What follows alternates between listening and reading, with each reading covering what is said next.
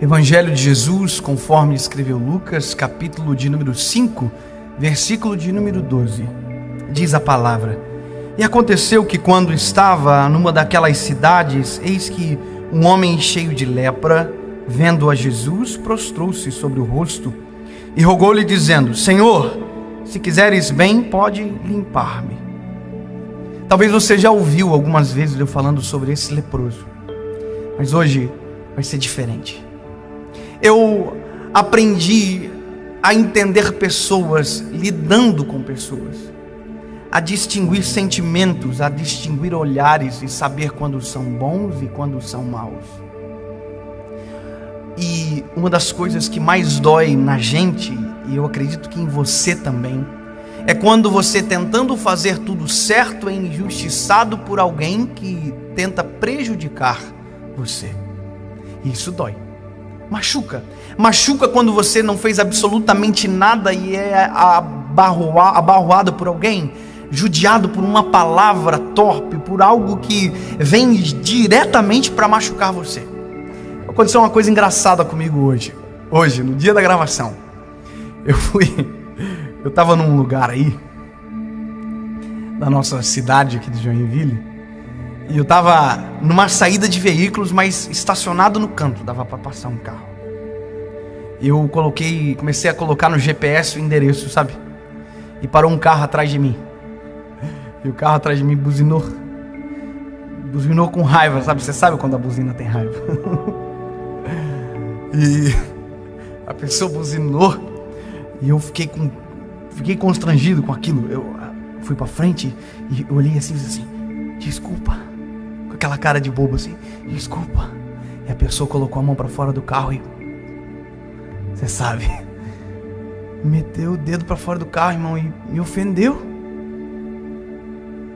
Eu não estava preparado para aquela reação. Eu fiquei pensando: Jesus, eu tô pedindo desculpa, eu não fiz nada de errado. E uma mulher. Eu falei: Deus, o que está acontecendo no mundo? Alguns dias atrás eu e minha esposa dentro do carro, e eu e ela estava assim na mesma cena. Tinha um carro na frente, só que a diferença é que agora eu estava atrás. E o carro não viu o semáforo abrir. E eu dei uma buzinada. E quando eu buzinei, os dois caras saíram do carro para me bater.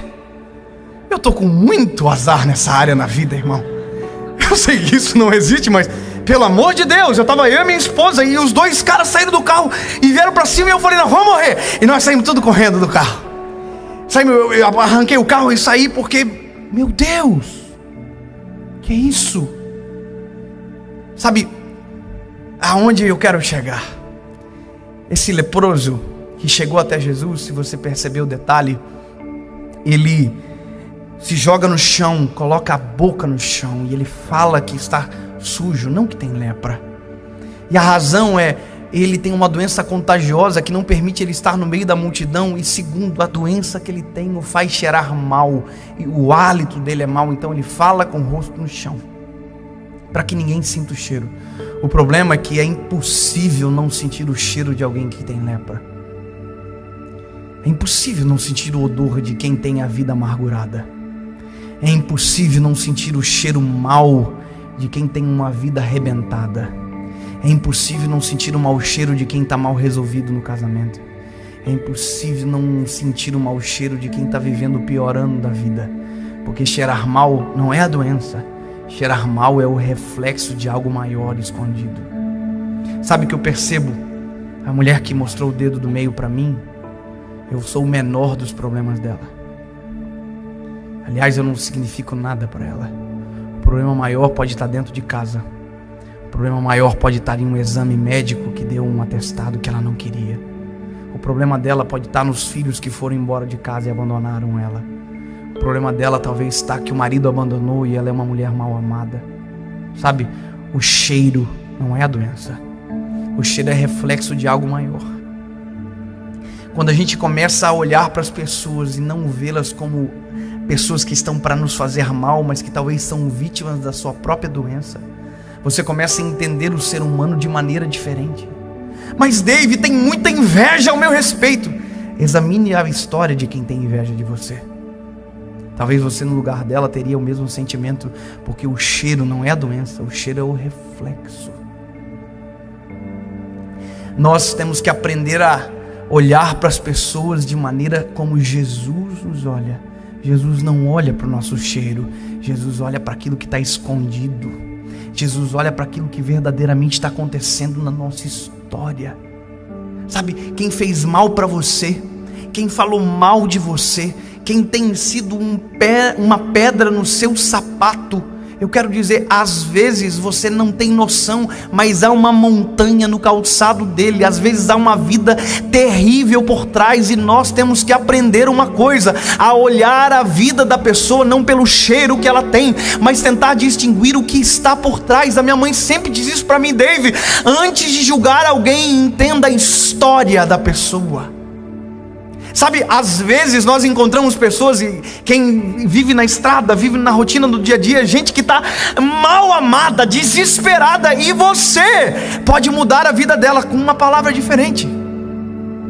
Eu já cansei de ser inconveniente com pessoas doentes, de não enxergar a doença, e por não enxergar a doença, só o mau cheiro, me irritar com o mau cheiro e dizer: meu Deus, que coisa horrível, e não entender que aquilo era só um reflexo.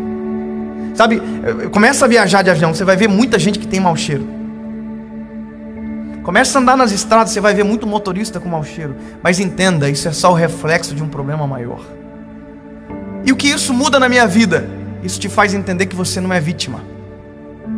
Isso faz entender que você não é vítima. A vítima é quem tem o sentimento contra você. Vítima é quem te persegue, não você o perseguido. Porque, escuta, meu lindo, diz a palavra: maior é aquele que está conosco do que aquele que está no mundo. Se eu mudo a minha perspectiva de análise, eu começo a entender que quem fala mal está doente, eu começo a amá-los de maneira diferente. Eu começo a ser uma ferramenta de tratamento. Sabe, isso é um processo. Confesso para vocês, isso não é fácil. Não é fácil ser uma ferramenta de tratamento para quem te persegue. Não é fácil ser uma ferramenta de amor quando você é odiado. Mas eu quero te dizer, o ódio não é a doença. O ódio é o reflexo de algo maior escondido. A inveja não é a doença. A inveja é o reflexo de algo maior escondido. Sabe o que a gente tem que fazer? E eu vou te dar um conselho que vai mudar a sua perspectiva, que vai mudar a sua vida. Você quer ser feliz? Então você vai aprender a agir como gente feliz. Gente feliz é intocável. Você já viu gente que pode estar uma tempestade à volta e ela está feliz? Quer ver uma coisa engraçada? Hoje estava essa chuva o dia inteiro, né? E eu tenho uma intercessora, a Eli, e eu disse para Eli: Eli, que chuvarada! E ela olhou para mim e disse: chuvas são bênçãos de Deus. Gente feliz é intocável. Gente feliz sempre tem uma palavra diferente. Foi agredido, foi violentado, alguém agiu de má fé contra você. Olha, entenda como vítima e se posicione como alguém que pode sarar. Se posicione como alguém que pode curar. Ofenderam? Sorria. O sorriso incomoda, mas cura. Sabe o que é interessante? Tem pessoas que me perseguem na rede social, perseguem você. Todo mundo tem uma perseguição por alguma parte. Eu estava bloqueando todo mundo. Eu pensei, você não quer ser abençoado pelo que eu falo, só quer falar mal, então eu vou bloquear. E eu estou pensando que eu tenho que parar de bloquear os outros. Já estou bloqueando muita gente. Que é muita gente doente.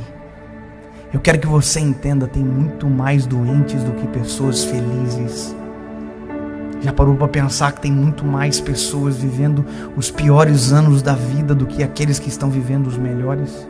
Já parou para pensar que os bons carros estão na mão de poucos e os péssimos carros estão na mão de muitos? Já parou para pensar que as melhores casas estão nas mãos de poucos e que as piores casas estão nas mãos de muitos e que muitos estão na rua e que talvez a sua felicidade é a exceção no meio de um mundo tão infeliz? Então comece a olhar para isso como um privilégio que Deus te deu. Comece a olhar para isso como uma graça que Deus liberou sobre você. Você está vivendo os melhores dias da sua vida, pois saiba, tem gente que nem comeu no dia de hoje, tem gente que nem tomou café no dia de hoje, tem gente que vai trabalhar o mês inteiro para aquilo que você recebe num dia. Então comece a amar as pessoas, ignorando o cheiro, para tentar tratar a doença que verdadeiramente está impregnada na nossa geração.